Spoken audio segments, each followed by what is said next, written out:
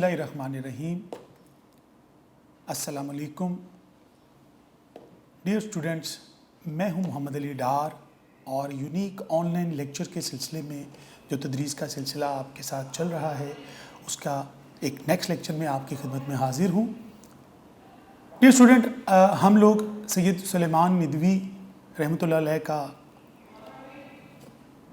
جو سبق ہمارے سلیبس میں شامل ہے، چیپٹر نمبر 1 حصہ نثر، اس کو پڑھ رہے تھے۔ جس طرح لاسٹ لیکچر میں ہم نے بات کی کہ آپ صلی اللہ علیہ وسلم جو ہیں، آپ کی سیرت مبارکہ جو ہے وہ روشن سورج کی طرح اور ایک برسنے والے بادل کی مانند تھی۔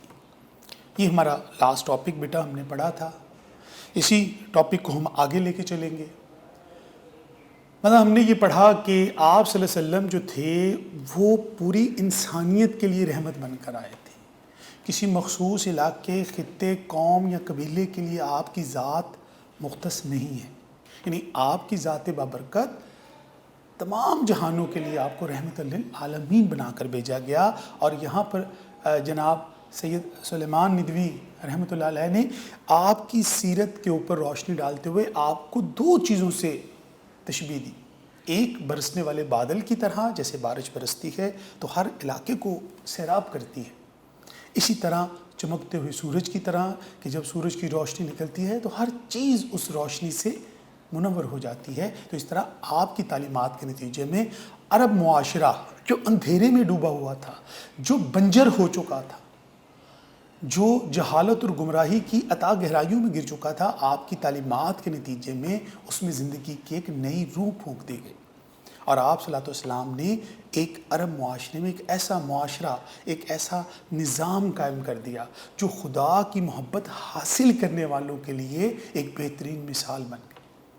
یعنی جو لوگ خدا کی محبت حاصل کرنا چاہتے ہیں، آپ کو یاد ہوگا ہم نے آغاز میں پڑھا تھا، خدا کی محبت حاصل اس کے پیار کا مستحق بننے کے لیے ہر مذہب نے تدبیر بتائی تھی، اور اسلام نے اپنے پیغمبر کا عملی نمونہ ہمارے سامنے رکھا۔ تو یہ عملی مجسمے کی پیروی جو تھی وہ ہماری خدا کی محبت کے حصول کا ذریعہ بنی۔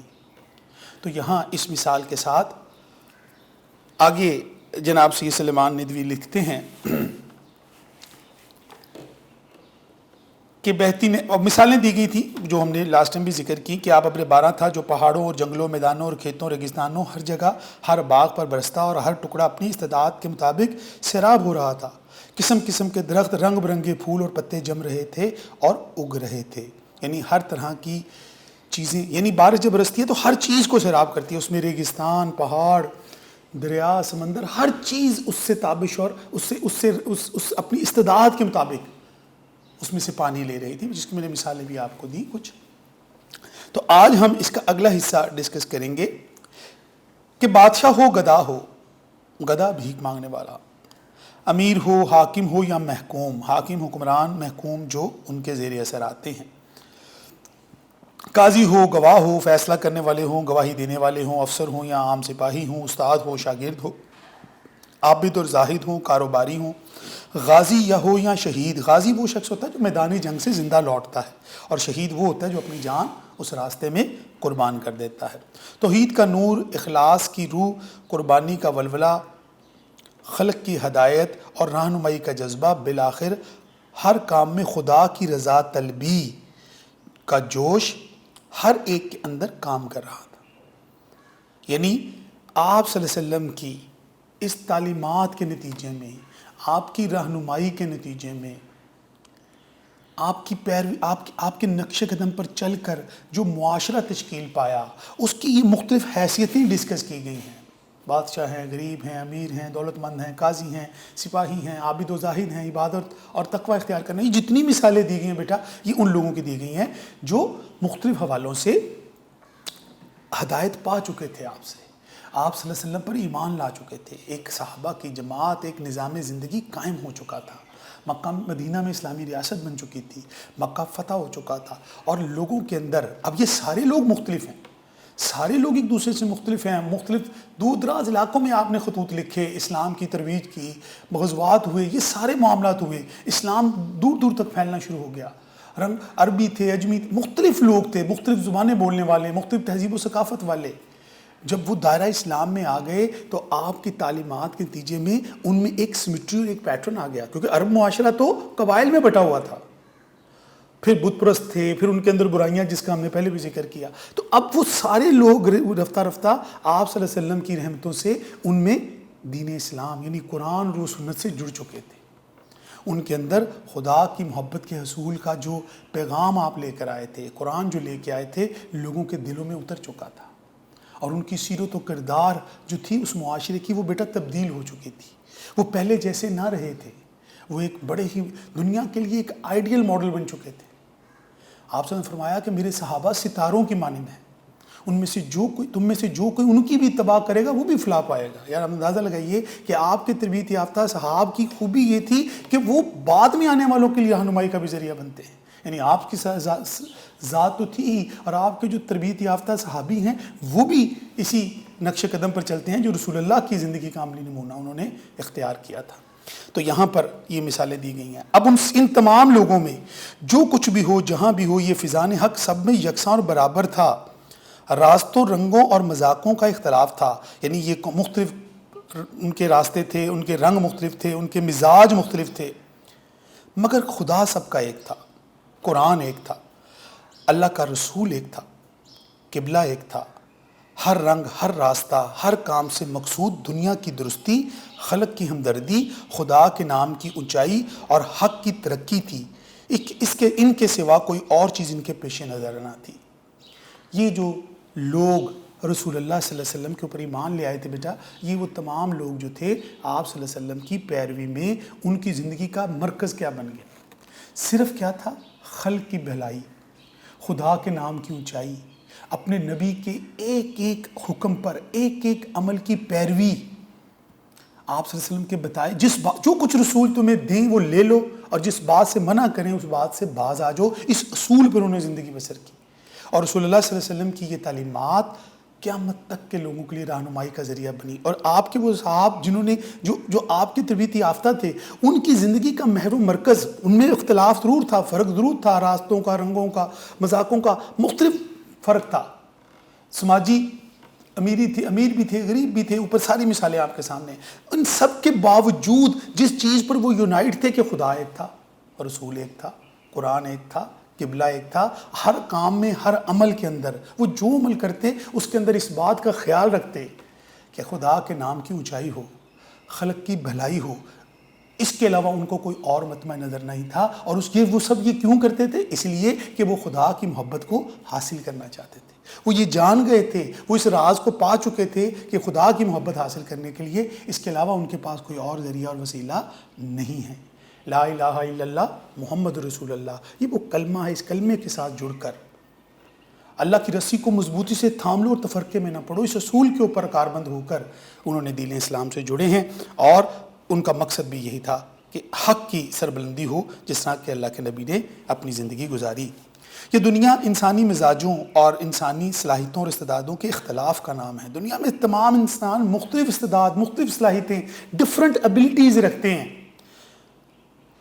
تو یقین کرو یعنی اس دنیا کے اندر مختلف لوگوں کی مختلف اوصاف ہیں، مختلف خوبیاں ہیں، مختلف صلاحیتیں ہیں، مختلف کوالٹیز ہیں، ان تمام چیزوں کے باوجود یہاں پر ہم سب کے لیے کیا تھا؟ تو یقین کرو کہ محمد رسول اللہ صلی اللہ علیہ وسلم کی جامع شخصیت، مکمل کمپلیٹ شخصیت کے سوا اس کا کوئی اور آخری اور دائمی اور عالمگیر رہنما نہیں ہو سکتا۔ یعنی رسول اللہ صلی اللہ علیہ وسلم کے علاوہ یہ دنیا تمام اختلافات کے باوجود، عرب کے اندر اس زمانے میں آج سے 1400 سال پہلے کا معاشرہ اور آج سے قیامت تک کے دن تک جو سوسائٹی، جو سماج، جو دنیا کا نظام بنے گا، اس وقت تک جو شخص بھی دنیا میں آئے گا اس کے لیے رسول اللہ صلی اللہ علیہ وسلم کی جو تعلیمات ہوں گی وہ عملی نمونہ پیش کریں گی، یعنی وہ اس دور میں بھی، ہر دور میں وہ قابل عمل ہوں گی۔ یعنی آپ صلی اللہ علیہ وسلم کی جامع شخصیت میں دائمی ہوتی ہیں، ہمیشہ رہنے والی، قیامت تک رہنے والی تعلیمات، ایسی تعلیمات جو قیامت تک کے لیے ہوں، ٹیمپرری نہ ہوں، فور ایور، ہمیشہ رہنے والی۔ تو آپ کی تعلیمات ہمیشہ رہنے والی ہیں، دائم، ہمیشہ کے لیے ہیں۔ تو وہ ہمیشہ رہنے والی تعلیمات ہمارے لیے رہنمائی کا ذریعہ بنتی ہیں، اور اس لیے فرمایا کہ اگر تمہیں خدا کی محبت کا دعویٰ ہے تو آؤ میری پیروی کرو، اللہ بھی تم سے محبت کرے گا۔ یہ جملہ بے شک انڈرلائن کر لیجئے، بطور ریفرنس بھی آپ تشریح کے دوران استعمال کر سکتے ہیں۔ تو اگر تمہیں خدا کی محبت کا دعویٰ ہے، اگر تم نے کلمہ پڑھ لیا ہے، لا الہ الا اللہ کا اقرار کر لیا ہے، محمد رسول اللہ پر ایمان لے آئے ہو، تو پھر پیروی بھی رسول اللہ صلی اللہ علیہ وسلم کی کرنی ہے، ان کے کسی بھی عمل سے روگردانی نہیں کرنی۔ تو پھر کیا ہوگا اس کے نتیجے میں؟ جب ہم اللہ کے رسول کے بتائے ہوئے طریقے پر عمل کریں گے تو خدا ہم سے محبت کرے گا۔ تو خدا کی رضا، خدا کی محبت حاصل کرنے کا آخری وسیلہ تمام انسانیت کے پاس اور رسول اللہ صلی اللہ علیہ وسلم کی پیروی، ان کی اتباع کے اندر ہے۔ اس کے علاوہ کوئی اور راستہ، کوئی اور پیٹرن ہمارے پاس نہیں ہے جو ہمیں خدا کی محبت اور اس کی بارگاہ میں اپنا مقرب بندہ بنا لے، اس کی نگاہ میں ہمیں عزت اور توقیر دے دے، کیونکہ اللہ کی محبت حاصل کرنا ہی انسان کا مقصد ہے۔ اور وہ شخص جو خدا کی محبت کے لیے جو کچھ کرتا ہے تو پھر یقینی بات ہے بیٹا وہ تبھی ممکن ہوگا جب ہم رسول اللہ صلی اللہ علیہ وسلم کے بتائے ہوئے طریقے کو اڈاپٹ کریں گے، اس طریقے پر عمل کریں گے، ہماری دنیا بھی سنورے گی اور ہماری آخرت بھی سنور جائے گی۔ تو بیٹا خطبات مدراس سے لیا گیا یہ سبق باعتبار صنف، جیسے آپ کو بتایا کہ یہ خطبہ ہے، آپ نے بھارت کے شہر مدراس میں خطبے دیے تھے، تو یہ چیپٹر بیٹا یہاں ختم ہوتا ہے۔ اب آپ کے سامنے اس چیپٹر کی 3 چیزیں آتی ہیں۔ نمبر 1 آپ کے سامنے آئیں گے اس کے MCQ، پھر اس کے بعد اس کا خلاصہ، اور پھر اس کا سیاق و سباق معلومات کے ساتھ ہم نے کیا کرنا ہوتا ہے، عبارت کی تشریح۔ اب میرا بیٹا آپ کو آج ہم ڈسکس یہ کریں گے MCQs بیٹا یہ ذہن میں رکھیے کہ چیپٹر مصنف کے، فور ایگزامپل یہ آپ کی بک ہے سرمایہ اردو، آپ کا چیپٹر شروع ہوتا ہے سید سلیمان ندوی رحمۃ اللہ علیہ، یہاں سے لے کر 1884 میں پیدا ہوئے۔ MCQs آ سکتا ہے سید سلیمان ندوی کب پیدا ہوئے، 1884 میں پیدا ہوئے، ان کی وفات کب ہوئی، 1953 میں ہوئی۔ یعنی آپ کو MCQs سبق کی پہلی لائن سے لے کر آخری لائن تک، آؤ میری پیروی کرو خدا تم سے محبت کرے گا، تو خدا کے رسول کی اس دعوت پر یعنی آخری لائن سے، پہلی لائن سے لے کے کہیں سے بھی MCQs پوچھا جا سکتا ہے۔ اور بیٹا یونیک نوٹس آپ کو میں نے لاسٹ ٹائم بھی ریکویسٹ کی تھی، لٹریچر کو کے ساتھ آپ نے، کیونکہ گھر بیٹھ کے آپ نے کام کرنا ہے تو آپ کو یہ نوٹس ہونے چاہیے۔ میں آج آپ کو خلاصہ لکھنے کا طریقہ بتاؤں گا کہ ایک اچھا خلاصہ بورڈ میں کیسے لکھا جاتا ہے۔ ہم نے آج ایک چیپٹر پڑھا، دوسرا ہم اس میں ڈسکس کریں گے سیاق و سباق والا متن تشریح کیا ہے، پھر ہم نیکسٹ سبق پڑھیں گے، تو اس طرح 2-3 اسباق پڑھیں گے، پھر اور ایک ٹاپک شروع کریں گے، تو یوں آگے ہم چلیں گے۔ تو یہ آپ نے ذہن نشین کر لینا ہے، چیپٹر 1 ختم ہونے پر آپ نے کے سامنے 3 چیزیں آئیں گی۔ MCQs کہاں سے آئیں گے، سبق میں سے آئیں گے، ٹیکسٹ بک میں سے آئیں گے۔ ہم نے نوٹس میں، اپنے یونیک نوٹس میں تمام ممکنہ MCQs دے دیے ہیں، مور دین 99%، 98% اس میں موجود ہیں، 1-8% ہو سکتا ہے کہیں اور سے وہ نکاح بنا کر بورڈ میں آپ کو پوچھ لیا جائے، لیکن میرا بیٹا ہر آنسر اکارڈنگ ٹو ٹیکسٹ ہوگا، یعنی ٹیکسٹ بک کے مطابق ہوگا، یعنی ہم نے خود سے جواب نہیں دینا، ہم نے جواب دینا ٹیکسٹ کے مطابق۔ MCQs میں ہماری رائے نہیں ہوگی۔ MCQs میں کیا ہوتا ہے، MCQs میں جو کویسچن پوچھا جاتا ہے اس کی 4 ممکنہ آپشن دی جاتی ہیں، آپ ان 4 میں سے A B C D دی گئی ہے، اس میں سے سلیکٹ کریں گے اور وہ آنسر درست ہوگا جو ٹیکسٹ بک کے اندر موجود ہوگا، اس کے علاوہ کوئی نہیں۔ مثال کے طور پر ہمارے سامنے سنت کے معنی یہاں لکھا ہوا ہے راستہ کے، ہو سکتا ہے سنت کے معنی شاہراہ بھی لیا، آپ نے لیا، جو آپ نے ایک سڑک کے لیا، مختلف اگزامپل آپ کے سامنے آتی ہیں، ٹھیک ہے۔ صلاۃ کے معنی دعا کے ہیں، صلاۃ کے معنی، صلاۃ ہم نماز کو ہم عبادت بھی کہتے ہیں، لیکن یہاں ہم یہاں جو لفظ لکھا ہوگا وہی اس کا صحیح آنسر ہوگا، ٹھیک ہے۔ تو میرا بیٹا اس چیز کا دنیا کی بنیاد کس پر ہے، اختلاف عمل پر ہے، دنیا کی بنیاد رنگوں میں فرق پر ہے، دنیا کی بنیاد باتوں میں فرق پر ہے، تو یہاں کیونکہ لکھا ہوا ہے اختلاف عمل پر ہے، تو ہمارا صحیح آنسر اختلاف عمل ہوگا۔ تو یاد رکھیے ٹیکسٹ بک کے مطابق، یعنی answer according to textbook ہوگا، اسی کو ایکسیپٹ کیا جائے گا۔ تو نوٹس میں بیٹا یہ ساری چیزیں آپ کے سامنے موجود ہیں، یہ آپ دیکھ لیجئے گا تاکہ آپ کو MCQs میں کوئی دقت، اور وہی تیار کر لیجئے، اٹس انف۔ چیپٹر آپ نے ایک ایک لفظ پڑھا، سارا کچھ ہو گیا۔ ایم سی کیوز آپ کے مکمل ہو جاتے ہیں. بس آپ کے ذہن میں یہ بات رہنی چاہیے کہ جو بھی ایم سی کیوز آئے گا وہ ٹیکسٹ بک میں سے آئے گا. اس کے علاوہ باہر سے کوئی کویشچن ان سین کویشچن نہیں ہوتا, ہمیشہ ٹیکسٹ بک کے اندر سے ہوتا ہے. وہ پیج نمبر 1 سے لے کر جہاں پر یہ چیپٹر ختم ہوتا ہے. مثلا یہ سبق کا ماخذ یعنی یہ سبق کس کتاب سے ماخوذ ہے یا لیا گیا ہے, تو یہ لیا گیا ہے خطبات مدراس سے, خطبات مدارس سے. یعنی وہ آپشن آپ کو ایسی دے گا کہ کنفیوز ہو جائیں آپ نے کنفیوز نہیں ہونا, آپ بڑے کلیئر ہیں. خطبات مدراس سے لیا گیا. تو یہ اس طریقے سے آپ نے میرا بیٹا اس چیز کا خیال رکھنا ہے. ایم سی کیو سارے کے سارے آپ کے سامنے موجود ہیں. اسی طرح سبق اسوہ حسنہ کے مصنف کا نام ہے. 4 آپشن ہیں, سید احمد خان, شبلی نعمانی, سلمان ندوی, الطاف حسین حالی. تو ہمارا صحیح آنسر آپ کو پتہ کیا ہے, ٹیکسٹ بک کے مطابق سید سلمان ندوی. اسی طرح اسوہ حسنہ لیا گیا ہے خطبات مدراس میں سے. سنت کے لغوی معنی, طریقہ, اندازہ, خبر یا راستہ, تو یہاں راستہ صحیح آنسر ہے. تو مسلمانوں کی کامیابی اور تکمیل روحانی کے لیے ضروری ہے کیا؟ قرآن, اسلام, سنت نبوی. تو اس طرح آپ کے سامنے کریکٹ آنسر آ جائے. دنیا کی بنیاد کس پر ہے؟ ذاتی عمل پر, اختلاف عمل پر, جذبات پر, سنت نبوی پر. تو اختلاف عمل پر, یعنی اس طرح جو آنسر ٹیکسٹ بک میں لکھے ہوں گے یہ ایم سی کیوز بن کے آپ کے نوٹس کے اندر ہم نے تقریباً سارے دے دیے ہیں. تو اس کے اوپر چلیں گے. تو آج بیٹا ہم ڈسکس کرتے ہیں اس چیپٹر کے دو کویشچن والے. ایک ایم سی کیوز ہو گئے, دوسرا خلاصہ آپ نے کیسے لکھنا ہے, اور اس کے بعد سیاق و سباق حوالہ متن تشریح کو ڈسکس کرتے ہیں. اس کے بعد خلاصہ ہوتا کیا ہے بیٹا؟ خلاصہ بیٹا سبق کا نچوڑ ہے. نچوڑ کیا ہوتا ہے؟ آپ اورنج لیں, اس کو کاٹیں, اس کے اندر سے اس کی پلپ, اس کا بیج, اس کا چھلکا نکال دیں, جو اس کا رس نکلے گا وہ اس کا نچوڑ ہے. سبق کا خلاصہ آپ 9th میں بھی آپ نے خلاصے لکھے ہیں. Intermediate F S C level پر بیٹا, انٹرمیڈیٹ لیول پر آپ آئی سی ایس کر رہے ہوں, ایف ایس سی کر رہے ہوں, آپ کسی بھی سلیبس سب کا سیم ہوتا ہے. خلاصہ سبق کا 1/3 یعنی 1/3 ہوتا ہے. اس کی مارکس ڈویژن میں نے آپ کو پہلے بھی بتائی ہوئی ہے. کیا ہوتی ہے جی؟ 1 نمبر مصنف کے نام کا ہوتا ہے اور 9 نمبر خلاصے کے ہوتے ہیں. ٹوٹل مارکس ہیں 10.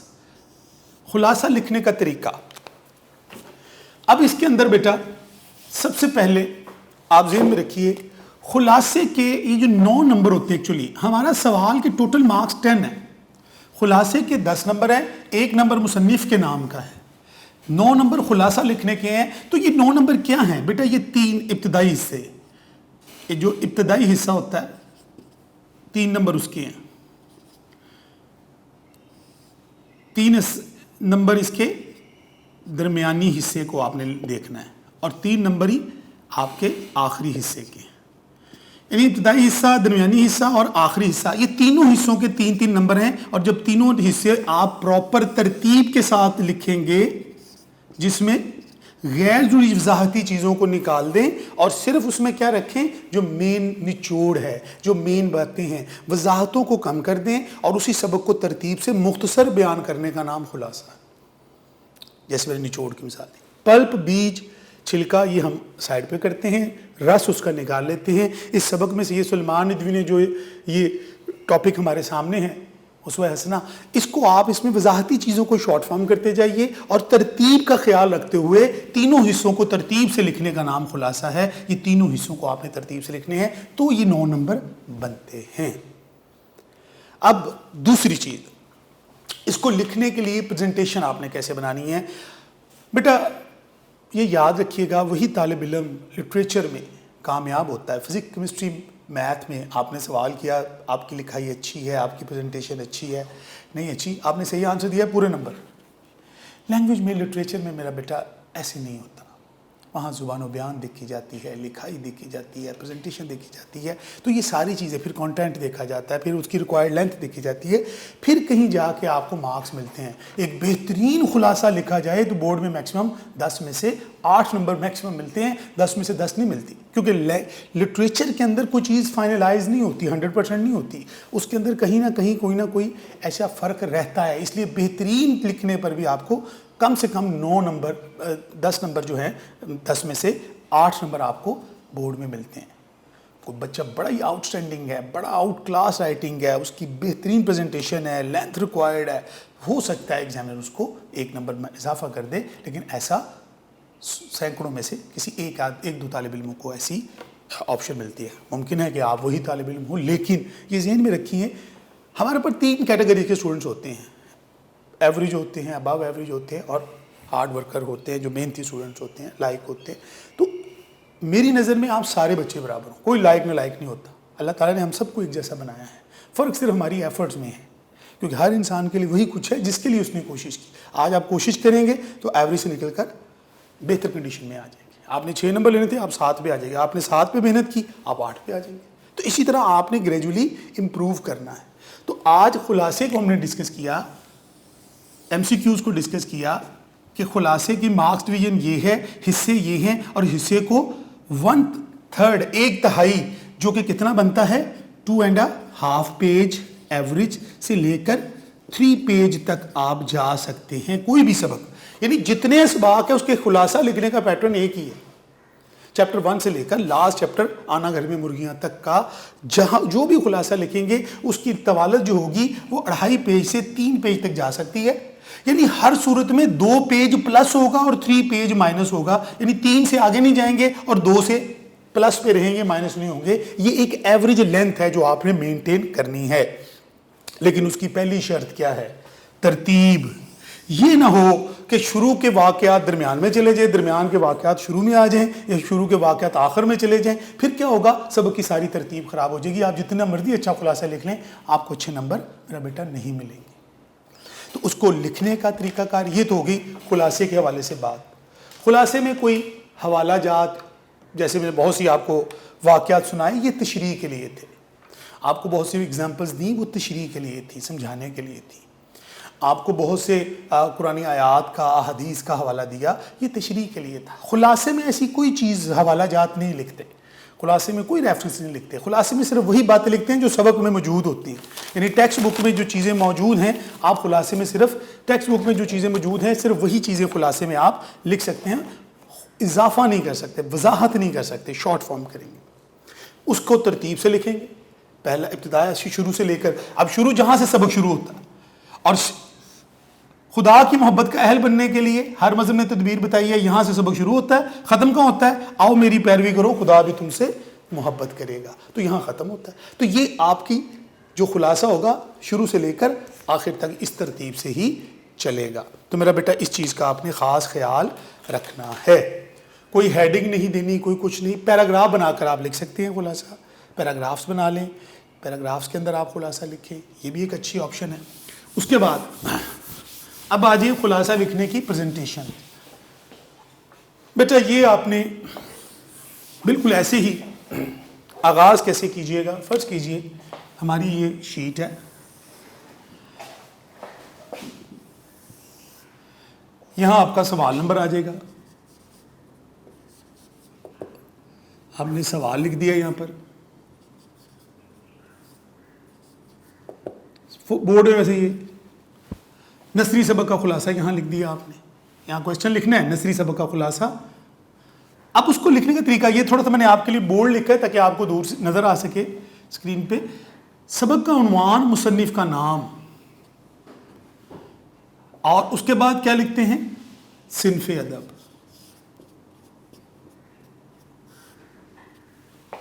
खुतबा या सीरत निगारी भी कह सकते हैं आप। खुतबात मदरासा में तो खुतबा दिया था आपने। अच्छा, माखज़ क्या है इसका? माखज़ क्या है? खुतबात मदरास। खुतबात मदरास ये इसका माखज़ है। यानी आपने जब भी सवाल ये शुरू करना है, नसरी सबक का खुलासा सवाल के नीचे यहाँ लिखिए, नसरी सबक का खुलासा यहाँ लिखेंगे, क्वेश्चन नंबर लिखेंगे, और उसके बाद आप ये 4 चीज़ें आपने लिखनी ज़रूरी हैं। उसके बाद आप एक साइड पर मार्कर से खुलासा लिखेंगे और फिर खुलासा शुरू हो जाएगा। इस तरीके से आप चलेंगे, इसी तरह आप ये खुलासा आपका चलता चला जाएगा 2.5 पेज तक, 2.5 पेज तक आप पहुंच जाएंगे। इस तरीके से आप खुलासा लेके आएंगे। इसके अंदर आपको सिर्फ नंबर मिलेगा सैयद सुलेमान नदवी लिखने का। पेपर में क्योंकि 2 क्वेश्चन होते हैं, मसलन सबक उसवा हसना के साथ हो सकता है, उन्होंने दोस्ती का फल का खुलासा दिया हो, तो आप कौन सा जुज़ कर रहे हैं, आप उसका जुज़ लिख देंगे, जुज़ अलिफ ब्रैकेट में, नसरी सबक का खुलासा जुज़ अलिफ उसवा हसना लिख दिया। सैयद सुलेमान नदवी लिखने के आपको एक नंबर मिल जाएगा, ठीक है। उसके बाद सिनफ़े अदब, माखज़, इनके लिखने का सबक का अनुमान तो पेपर में दिया था, इसका इन चीज़ों के आपको मार्क्स नहीं मिलेंगे। आपको मार्क्स सिर्फ सैयद सुलेमान नदवी लिखने का मिलेगा, क्योंकि मुसन्निफ के नाम का 1 नंबर है, ये मार्क्स आपको मिलेंगे। ये क्यों लिखा है? ये बेटा इसलिए लिखा है कि आप जब एग्जामिनर को बताएंगे कि ये सिन्फ क्या है, ये किस किताब से माखूज़ है, लिया गया सबक है, इसके बारे में जब आप ये चीज़ें बताएंगे तो एग्जामिनर को ये एहसास होता है, इससे एक इम्प्रेशन बिल्ट होता है कि इस तालिब इल्म ने अपने सबक का मुकम्मल अहाता किया है, ये प्रॉपर पढ़ के आया है, इसको सेंस है ये सबक क्या है, ये सीरत निगारी है, ये खुतबा है, ये किस किताब से लिया गया। ये आपका एक इम्प्रेशन बिल्ड करता है एग्जामिनर के माइंड में। उसके बाद सबक के 3 खुलासा जब आप लिखते हैं तो इसके हिस्से की तरतीब को और नुमाया करें, आप एग्जामिनर को फैसिलिटेट करें। इंपॉर्टेंट वर्ड्स जो होते हैं, जो अहम नकात होते हैं, उसको मार्कर से आप नुमाया कर सकते हैं। खुदा की मोहब्बत का अहल बनने के लिए, मोहब्बत का अहल बनने के लिए ये लफ्ज़ मार्कर, यानी लिख लीजिए पहले सारा, लास्ट पे उसको मार्कर से उन लफ्ज़ों को प्रोमिनेंट कीजिए। 12, 13, 14 लफ्ज़ ऐसे ले लीजिए, कुछ 3-4 लफ्ज़ इब्तिदाई हिस्से के, कुछ 3-4 दरमियानी हिस्से के, 3-4 आखिरी हिस्से के, ताकि आप कुछ 12-14 लफ्ज़ों को आप मार्कर से इस तरह प्रोमिनेंट करें कि एग्जामिनर आपका पूरा खुलासा पढ़ने की बजाय उस तरतीब को देखकर आपको नंबर दे दे।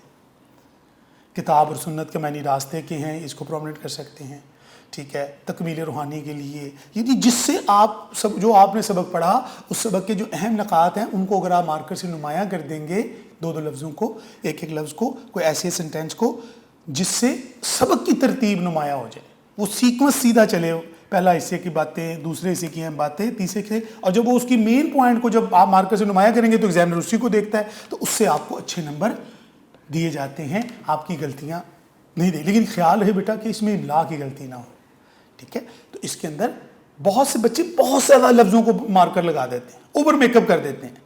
ये मार्कर लगाना, लफ्ज़ों को मार्कर से नुमाया करना, बेसिकली उसकी मेकअप है, उसके क्वेश्चन का मेकअप आपने किया, उसको डिज़ाइन किया, उसको एक खूबसूरत बनाया। लेकिन अगर आप बहुत ज़्यादा हर दूसरे लफ्ज़ को आप मार्कर लगा देंगे तो वो ओवर मेकअप हो जाएगा। तो ओवर मेकअप कभी भी अच्छा नहीं होता, एतदाल में रहिए। 10 से लेकर 12-14 लफ्ज़ों को तरतीब से अगर आप नुमाया कर दें, जो आपको याद, जिससे आपको खुलासा याद करने में मदद मिले, तो वो आप तरीके से उसको लिखेंगे तो आपके मार्क्स इंशाअल्लाह अज़ीज़, इसमें से जब आप लिखेंगे तो आपके मार्क्स 8 तक यकीनन आ जाएंगे। अब शर्त उसकी बेटा ये है कि उसमें आप इमला की कोई गलती ना करें, मेन नकात में कोई नुक्ता बीच में से रह ना जाए लिखना, तो लिखाई का ख्याल रखिए, मुनासिब फ़ॉन्ट रखिए, बहुत ज़्यादा बड़ा फ़ॉन्ट रखने की ज़रूरत नहीं है। तो ये मेरा बेटा इस तरीके से आपने लेकर चलना है सारे सबक को, खुलासे को। तो आज हमने खुलासा लिखने का तरीका भी समझा, MCQs की बात की कि MCQs कैसे करना है। ये मैंने इसलिए आपको शुरू में बता दिया कि अब बाकी सारे इस भाग में आपको बार बार नहीं बताना पड़ेगा, लेकिन आपने करना ये है, तमाम बच्चों ने घर बैठ के खुलासे की असाइनमेंट बनानी है और ये ज़हन में रखनी है कि हमारे अल्लाह का हुक्म है कि हमने इंसान को कलम के ज़रिए से इल्म सिखाया और उसको वो बातें सिखाई जो वो नहीं जानता था। तो आपने खुलासा लिखने का तरीका सही लिखना है। सही खुलासा लिखने के आपको बोर्ड में मैक्सिमम जो मार्क्स मिलते हैं 8 मिलते हैं। 2 नंबर क्यों कम मिलते हैं? इसमें फिजिक्स में 10 में से 10 मिलते हैं, इसमें 10 में से 10 क्यों नहीं मिलते? बेटा ज़ुबान व बयान के अंदर हतमी कोई देख ना, फिजिक्स में, मैथ में 2 + 2 हमेशा जवाब 4 आता है। लिटरेचर फिक्स नहीं है, उसकी कोई हद मुकर्रर नहीं है, उसके कई मुमकिन आंसर हो सकते हैं, इसलिए उसमें आपको ये मार्जिन दिया जाता है। फिर ज़ुबान बयान की होती है, फिर अराब हो सकती हैं, फिर आपकी कोई रमूज़ औक़ाफ़ की मिस्टेक हो सकती है। इनके मजमूई नंबर शुरू में एक, और राइटिंग इंप्रेशन हो सकता है, तो आपके शुरू में ही 2 नंबर इसमें से कम कर लिए जाते हैं। तो मैक्सिमम मार्क्स आपको बोर्ड में जो देखा गया है جو ایکسپیرینس یہ بتاتا ہے کہ وہاں پہ آپ کو نمبر جو ہیں وہ 8 ہی ملتے ہیں. ایک نمبر سینکڑوں میں سے کوئی ایک دو طالب علم ہوتے ہیں جو 9 نمبر لیتے ہیں خلاصے میں. تو آپ نے کوشش کرنا ہے کہ آپ اس پریزنٹیشن کا خیال رکھیں. جو طریقہ آپ کو بتایا ہے اس طریقے سے خلاصہ لکھیے. یہ آپ کا سٹائل ہوگا. اس کے بعد 2.5 پیج آپ تقریباً خلاصہ لکھیں گے. پلس مائنس ہو سکتا ہے, 2.25 پہ بھی جا سکتا ہے, 3 تک جا سکتا ہے سبق کے مطابق. ایوریج ہمارا یہ سبق جو ہے 2.5 سے 3.25 پیج تک آپ لکھ سکتے ہیں, لیکن ترتیب کے ساتھ. ترتیب نہ بدلیں, بس اس کا خیال رکھیے. اہم نکات کو مارکر سے نمایاں کریں. تو انشاءاللہ لکھائی اچھی ہے. اگر اچھی ہے تو بہت اچھی بات ہے. کوئی اس میں کمی ہے تو لکھنے سے اس کو بہتر کیا جا سکتا ہے. تو آپ نے ان باتوں پہ عمل کرنا ہے اور اس سبق کی بطور اسائنمنٹ ایک خلاصہ گھر میں ضرور لکھیے. مجھے امید ہے کہ جب ہم اس طرح کی مشق کریں گے, پریکٹس کریں گے, لکھیں گے, ہاتھ سے کام کریں گے, تو انشاءاللہ ہمارے مارکس بھی اچھے آئیں گے. اور ایک خلاصے کا کویشچن بڑا امپورٹنٹ کویشچن ہے. 10 میں سے 8 مارکس 9 مارکس آپ لے سکتے ہیں. تو یہ آپ نے کوشش کرنی ہے انشاءاللہ العزیز.